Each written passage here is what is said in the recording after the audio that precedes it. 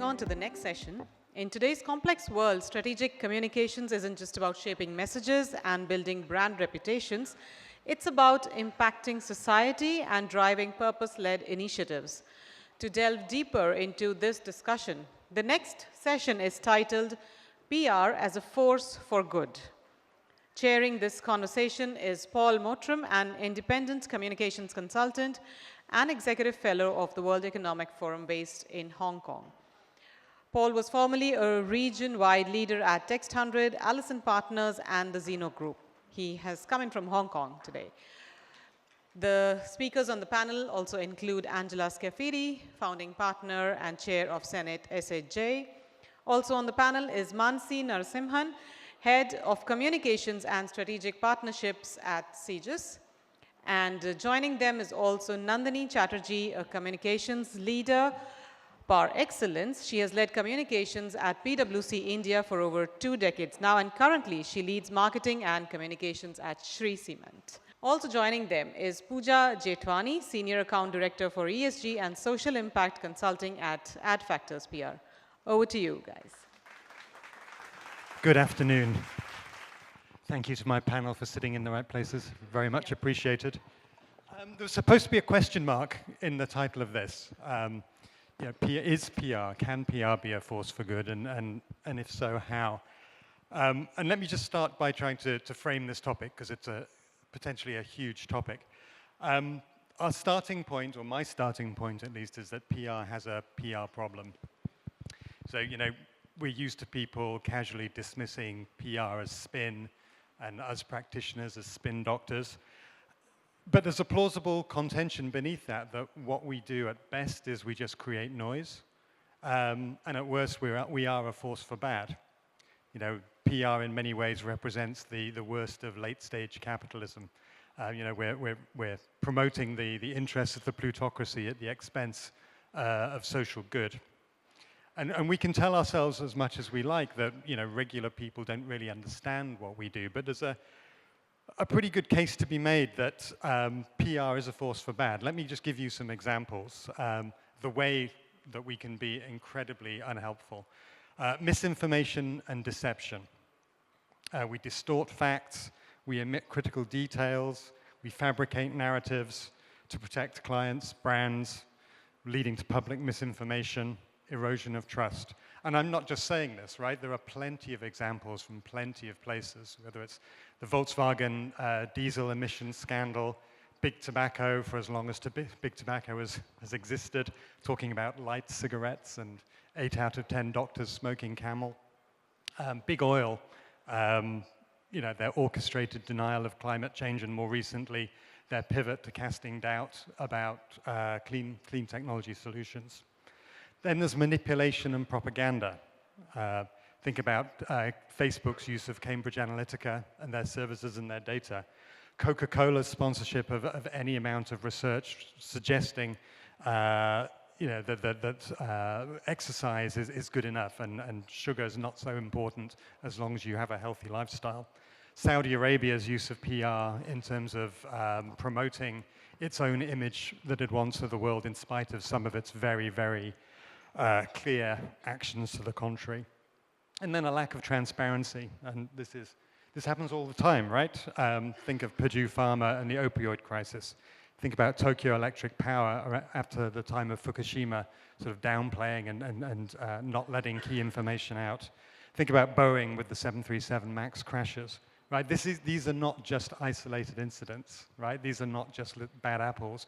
There's enough of this behavior going around that it's a very good time to ask the question, is PR a force for good? Can PR be a force for good? And of course it can, right? There are many ways that it can, and we're not going to talk too much about them, but let me talk about, we can promote, when we do promote transparency and trust with ethical PR, we can amplify social values and we can create real impact. We can help bridge public sector and private sector and create dialogue. We can empower underserved voices and bring them to the fore.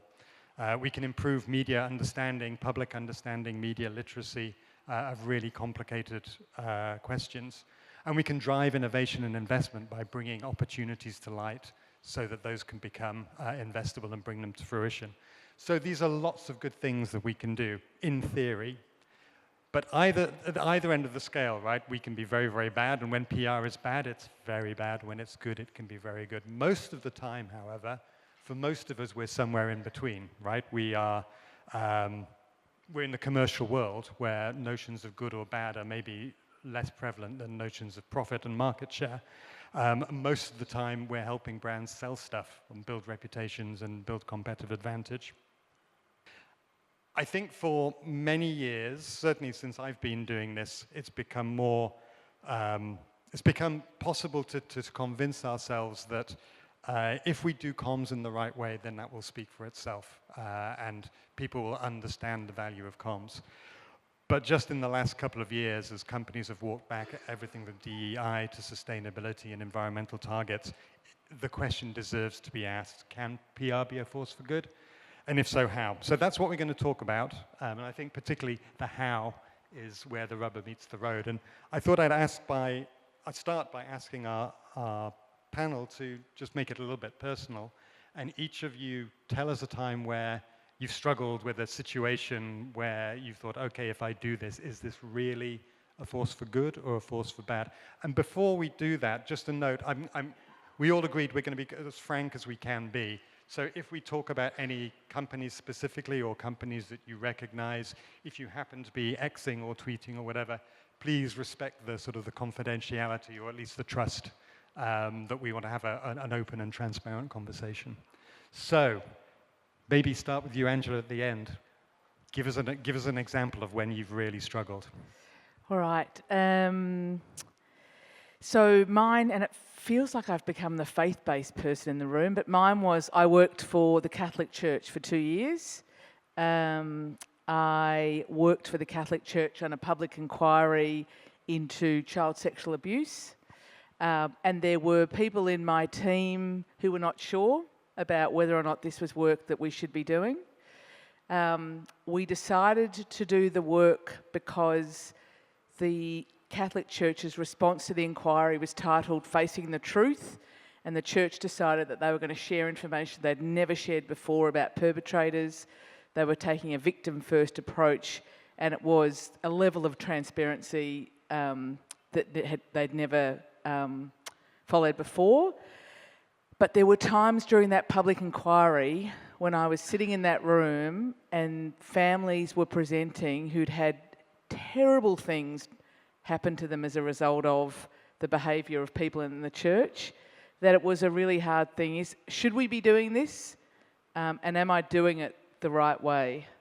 So that was obviously to stay in the room, but it's a good example of, I think we made the right decision, but gee, it was hard. Yeah, so I'll give an example from my years in the corporate world. In the financial services industry, where the goal of marketing and comms is get the consumer to spend, right? Spend some more. And I think not that there was a specific incident, but then kind of almost got to me saying, you know, you're asking them to spend whether they can afford it or not. And that was a tough one. That was tough that I did push back. We did have a lot of conversations internally. But I think the solution there was, see, business is important. I think, as Paul said, we live in a real world. Organizations do exist to make money and run a P&L. I think the key question for us as communications professionals is, how can communications add to the organization's mission in a way that perhaps is not blatant, right? And we did find solutions. So is it about, for example, educating people about cybercrime, which is sadly skyrocketing in India, or, you know, just encouraging, say, women entrepreneurs? So there are ways of doing it, but yes, I think sometimes the push did get a bit to me, to be honest. So the incident that I'm going to be talking about is way back in 2009 in PwC, where our client had one of the biggest, probably the first big corporate fraud of the country, and we were the auditors. And it was presumed that had we done our job well, the fraud would not have happened. And I remember it was like 10:30 in the morning. I got the first call from a channel asking for comments. I flagged it off internally to the leadership, and I expected that now we are all going to get in and start discussing, get the facts and discuss the future course of action and what we need to be doing. What took me aback was that, or maybe because it was a crisis, it was a do and die situation. The leadership went into into a silence stream where I had no access to what was happening. And we've been talking all along about being in the room. Yes, it was 18 years back, and I just couldn't get in over there. And what I get was like 7:30 in the evening, I get a statement.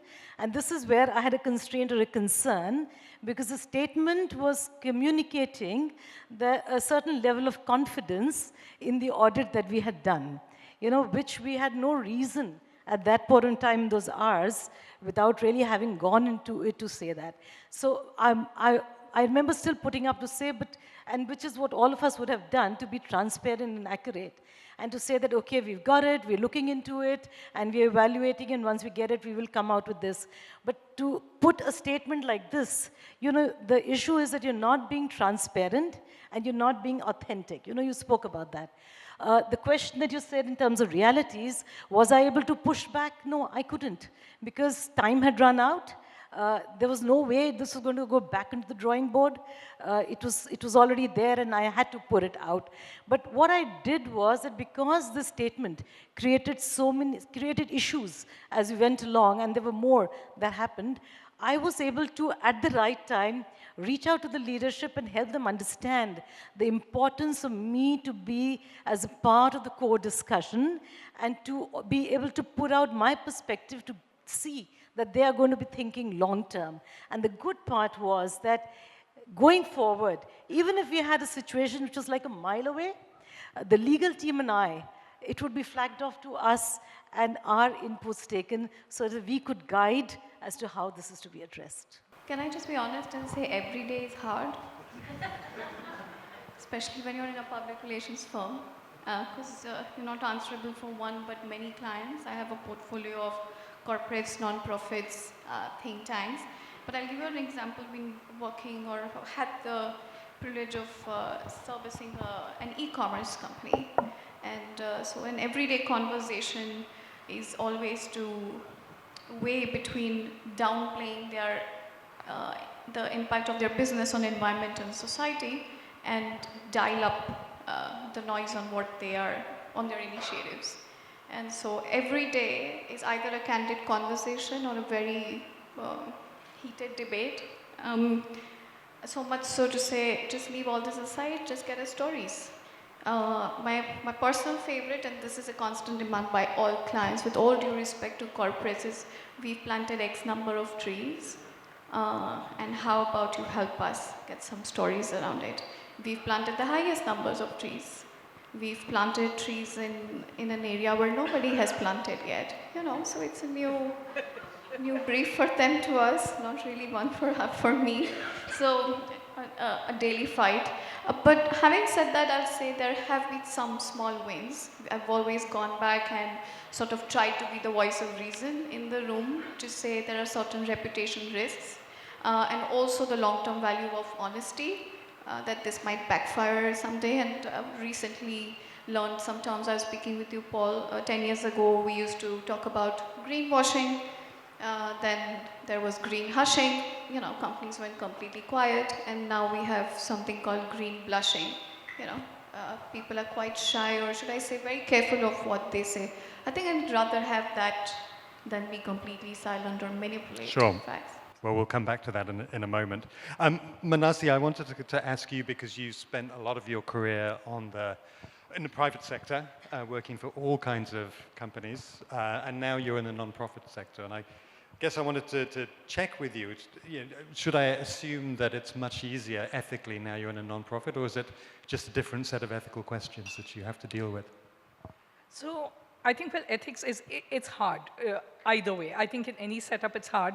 The constraints that you deal with are very different. So the need to make money in any kind of for-profit organization, but there are pressures from donors, from communities, from the government, if one does work with the government, in the case of not-for-profits. I think the one thing with not-for-profits, especially those focused on a single sector, is that the mission is clearer. That doesn't necessarily mean it's more ethical. And again, it depends. So, I mean, there's some which I don't think anyone will question. Like, I can't imagine anybody saying, for example, that education is not good or important. But there are many others, and I think the entire area around the environment, for example, is a very, very complicated one. And who is right, who's wrong, and what are those trade-offs? But I do think the not-for-profit sector is more idealistic, more mission-focused. So in that sense, if I had to hazard a guess, it's probably easier, but there are a million shades of gray. I bet, I bet. And Nandini, you kind of talked a little bit about the sort of, in your example, the maybe lack of agency that you had in that situation, your lack of ability to impact. But what do you do, what advice would you have when your standards of what is the right thing to do doesn't coincide with either your clients or your employers' standards of what's the right thing to do? So I think, like Mansi said, there are a lot of shades of gray. And so it's not as if I would take the same route every time. It would depend a lot on the constraints, what is the impact it's going to have, what are the other limitations that are there, what is the ecosystem saying. I mean, you even have a political scenario around you. I mean, there are a lot of things that one would take into account to decide what is to be done. So for example, if there is something which I know is really going to cross the line, like let's say, and we spoke about it in terms of human impact. So yes, one would try to make sense or get the discussion to make sense to the leadership so that you can take the right action. But if at the same time it is, say, something like makes hair stronger, teeth whiter, I mean, it's more as a positioning or marketing, if there is some element of truth in it, not necessarily completely, but if there's some element of truth in it, you go with it. If there is no element of truth in it, you would like to have a debate, but frankly, at the end of it, there are practical things and you would still go with it. So it's shades of gray. You would see how things evolve. Yeah. I mean, it's just so many shades of gray, more than 50. Well over 50 in these things. And yeah, well, we'll come on some takeaways a little bit later. But Pooja, you touched on this idea of strategic silence that has been raised a few times here. And I want us all to be absolute about these things, and I recognize it's difficult, but surely there are times when failure to say the right thing is pretty much the same as saying the wrong thing. I'd say the word of the day, or should I say word of the 2 days, has been perma-crisis. There's no denying that we're in a state of constant crisis and conflict. I don't see any foreseeable exit from there. So in a state of affairs like that, I feel silence or inaction is a choice that we're making. And after a point, stakeholders do expect, especially on issues that affect them, for you to take a stand. It does not mean you go out on a limb, be irresponsible and just make empty statements, but I feel there's a great opportunity for you to reflect, align to values, and come up with programs and initiatives that truly reflect your care. Silence, in my personal opinion, signals either complicity or indifference, and both erode trust for stakeholders, I feel. So I feel no silence is not an option. Yeah. Right? I think it's a missed opportunity to lead, to strengthen reputation, and also to reset the narrative sometimes. Your stakeholders will be a little kinder and more forgiving to you in your times of crisis, when they remember you did take a stand sometime on some issues that affected them, I feel. I guess one of the themes of this discussion is the limitations caused by the fact that companies generally need to make money. And so, Angela, I wanted to ask you, if was it Milton Friedman said the business of business is business, right? And that's probably more so now, that view is more prevalent now than it was maybe 3 or 4 years ago. Given that primary fiduciary responsibility to make money, how should we try and make sense of the moral responsibilities of the business? That's a huge question, but answer it in 2 minutes or less. I think we expect companies to be everything. Got to be a great employer, got to drive ESG, got to do DEI, you've got to be big on the global stage, you've got to help your country, you've got to do... I mean, I just think it's a little unrealistic sometimes about what we expect and you know, of leaders. So at one end on the sort of doing good, doing bad, and I have seen it, we will have all seen, I've seen very good companies do very bad things and very bad companies do very good things. So it is grey. But I do think that, I mean, at one end is do no harm, surely. I mean, that's a kind of baseline. I think there's something about how you act in the best interests of your stakeholders and really be clear about who they are, starting always with your own staff. So absolutely. But I think we just need to be a little bit, I think as PR people, and now I'm going to get, this is goodbye, I'm going back to Melbourne so you can, but I think as PR people we can be a bit judgy sometimes, you know? Oh, look at those people and, you know, look what they're doing. Oh, it's like it's more complicated. Well, we're judgy all the time, right? And some people who know me know that one of my bugbears is the clean creatives thing about naming and shaming agencies that work with oil companies. And I guess an open question for you guys is that a valid approach, right? Is it a valid approach to name and shame and just say we're not going to do that? Well, actually, those are two different things, sorry, to clarify. One thing is to decide not to work with a particular sector, and that makes perfect sense, but then to go beyond and tell other people what they should and shouldn't be doing. I'm happy to go first. I think it's awful. I think it's, you don't know. So make choices for your own agency. I respect that. We do. I'm sure everyone in the room has kind of things that they will not do or do and clients they will or won't work with. But I think sometimes these takedown pieces about other consulting firms, I don't think it helps us as an industry. I don't think it helps organisations. And I think sometimes when you are in an agency and maybe you've been working with a client for a long time and they ask you to do something that is grey, and you might have to make a decision, do I do the grey thing, or because of the economic circumstances, do I let really good staff leave because I can't afford to pay them? You know, you don't know what's kind of really going on. If I can add to that, see, naming, shaming, whether agency, anybody, at the end of the day, it again boils down to knowing what was behind. You know, there was an example given earlier about the principal being asked to go without really knowing what was the reason, and the kid was trying to shame, in the discussion at home.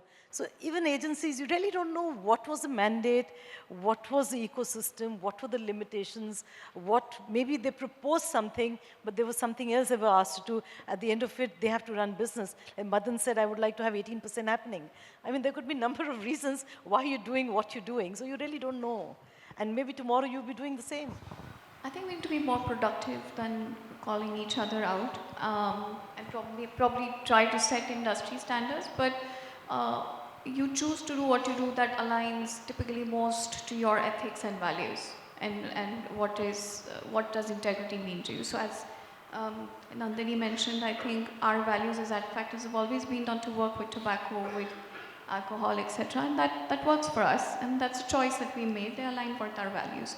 So I think that's a more productive path to take, and some other agencies' values might be different. It's all okay. Yeah, but Paul, I think the question is, let us say if your values don't align totally, will you throw in the towel and say, okay, I'm going, I'm quitting? Would you do that? But many a times, at least I would say in India, you would find that there are so many reasons why people are working. Somebody has some installment to pay, you have a family, you rent. I mean, there's so many other things that drive you to do what you're doing. So you may and you would go along till a certain point where you say, okay, fine, I found an alternative. But you really wouldn't kind of get up. And yet, I mean, and yet one has to draw a line somewhere, right? Yeah, exactly. If everything is relative, then nothing means anything. So where does one draw the line, I think, in the area of telling the truth, right? Lots of people have talked over the last couple of days about reframing. Right? We kind of look down on the word spin, but reframe and spin are not that different, right? And a lot of what we do is finding the right version of the truth for our clients. But does anybody want to tackle where the line is between a particular framing of a subject and a misdirection? I mean, I would draw a line where I feel it is impacting people negatively. I would definitely draw a line over there. Like I said, would I take immediate action or not? I would be patient, I will think through it and decide what I want to do. But I would try and use as much influence as I can. I would use the internal allies. If need be, I would get in the PR agencies as consultants to objectively put it across to see if I can get people to make sense out of it. Yeah, I just add, I think, yeah, the difference is, one, obviously, will it cause harm? But I think the other thing to also remember is your audience is not stupid. And if you are trying, and especially today when, and I think multiple people have said this, there are so many sources of information available. If you believe that your narrative is the only one they are consuming, and if it smells dodgy, then people will call you out. So I think it's also business sense sometimes to say, let's acknowledge the truth, and then let's figure out how best to say it. It's a really, really good point and well made. Talking of business sense, and one of the things that I think is interesting is a kind of generational difference, or maybe it was always this way, that we've all been in our careers for some years and have some kind of understanding of the business reality, whereas many of the younger people that we work with are maybe more idealistic in what they expect from their employer or from their colleagues. Any thoughts on how to work with younger people who are maybe a little over-idealistic when it comes to doing good? I love working with young people, and I'm very happy to see the idealism. The only thing I would try is, can I channelize it into practical direction? You know, share experiences, give them the space to talk, and try and help them understand the business realities, and then work with that. You know, and I find it works very well. So I'll just say this, and you talk about my background, private sector and then social impact. You combine that with young people, you see a lot of really, really idealistic people out there, and you've got to give it to them. They chose a career which is not as high paying. And so I think it's only fair that one encourages them as much as possible, right? While, of course, sort of shepherding the whole process. But it's actually a joy to see that idealism. One last question for each of you then. I remain unconvinced that PR is necessarily a force for good. If PR disappeared tomorrow, what would society lose and what might it gain? I might start with gain, because it's probably the most contentious. I mean, wouldn't it be fabulous if we had fewer message houses? You know, like, so I would say one of the things that it would gain is, I think leaders and organisations would have to really listen to their audiences, and they might actually end up sounding a bit more authentic. So I think there is something to gain, but anyway. Okay, I'll take the other side. I think what we'd lose is the potential to build a lot of empathy between various audience groups. And I think one of the core functions of communications, especially now in the social impact space, is to build those bridges between the private sector, the social impact sector, and the government. I don't think we do enough of it, but if PR were to disappear, I think that's something we could lose. I think a lot of us will have to reinvent ourselves, people over here and across the world, as to what we're going to be doing. But yes, to your point, if that connector goes, who's going to explain? It's like when you say no comment and you've proven guilty. I mean, it's perceived that you were guilty. It's the same thing. If we are not there, who is going to make sense out of what is happening in the organization and help the stakeholders understand? I think what if we've lost the most important arbitrators of conflict in society? Companies will probably talk less because there'll be nobody to guide them to engage responsibly. Having said that, I think again to society there would be far less noise, definitely less press releases. God knows we could do with that. But I'd say that would be a short-term illusion. It would be a vacuum that would be very difficult to fill with misinformation, and at the long-term impact we would have lost not just a profession, but probably a mechanism of accountability, trust, and progress, I'd say. Well, I think we've only had the chance to scratch the surface, but I hope that we've raised some questions. And I think ultimately the answer is with each of us, and how do we choose to do our jobs. So thank you very much, and thank you to the panel.